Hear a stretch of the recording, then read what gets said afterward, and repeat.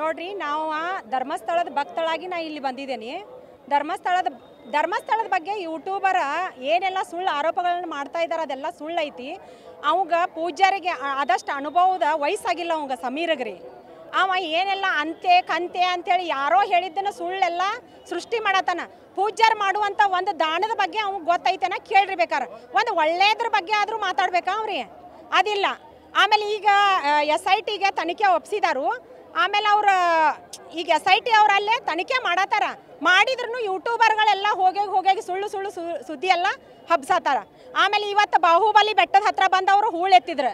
ನಾಳೆ ಧರ್ಮಸ್ಥಳದ ಮಂಜುನಾಥ ಸ್ವಾಮಿ ದೇಗುಲದ ಹತ್ತಗನ ಬಂದ ನಾ ಇಲ್ಲೇ ಶವ ಹೂತಿದ್ದೇನೆ ಅಂದ ಕೂಡಲೇ ಅಂತಂದ್ರೆ ಅಲ್ಲಿನ ಇವರು ಹೂಳೆತ್ತಾರು. ಅಕಸ್ಮಾತ್ ನಮ್ಮ ಧರ್ಮಸ್ಥಳದ ಇದಕ್ಕೆ ಏನಾರ ಬಂದ್ರಪ್ಪ ಅಂತಂದ್ರೆ ಅವ್ರು ಧರ್ಮಸ್ಥಳದ ಹತ್ರ ಏನಾರ ಬಂದ್ರೆ ನಾವೆಲ್ಲ ಮಹಿಳೆಯರು ಕೂಡಿ ಅವ್ರಿಗೆ ಎಚ್ಚರಿಕೆ ಕೊಡತ್ತೇವೆ. ಏನಂತಂದ್ರೆ ಆ ಧರ್ಮಸ್ಥಳದ ಏನು ಅವ್ರು ಹೂಳು ಎತ್ತಿರ್ತಾರಲ್ಲ ಅದ್ರ ಒಳಗನ ಹಾಕಿ ಅವ್ರನ್ನ ನಾವೆಲ್ಲರೂ ಕೂಡಿ ಮಣ್ಣು ಮಾಡಿ ಬರ್ತೇವೆ. ಅಷ್ಟೇ, ಎಲ್ಲರೂ ಕೂಡಿ ಮಣ್ಣು ಮಾಡಿ ಬರ್ತೇವೆ ಅಂತ ನಾವು ಹೇಳತ್ತೇವೆ. ನನ್ನ ಹೆಸರು ಮಾದೇವಿ ಇನ್ಸಲ್ ಅಂತ ಹೇಳ್ರಿ. ನಮ್ದು ಹಿರೇಬಾಗೇವಾಡಿ.